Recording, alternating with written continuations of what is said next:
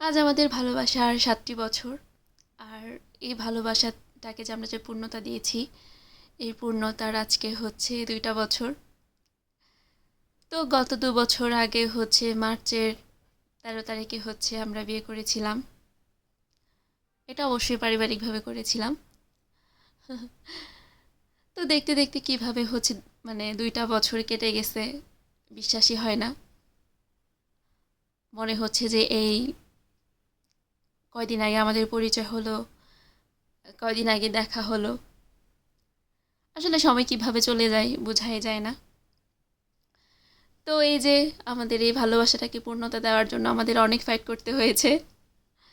অবশেষে আমরা হচ্ছে সফল হয়েছি, পূর্ণতা দিতে পেরেছি ভালোবাসাটাকে।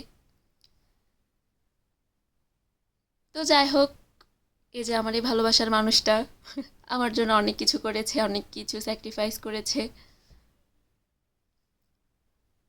এক কথায় হচ্ছে আগলে রেখেছে। এটাই হচ্ছে অনেক কিছু। জীবনে আর কি লাগে?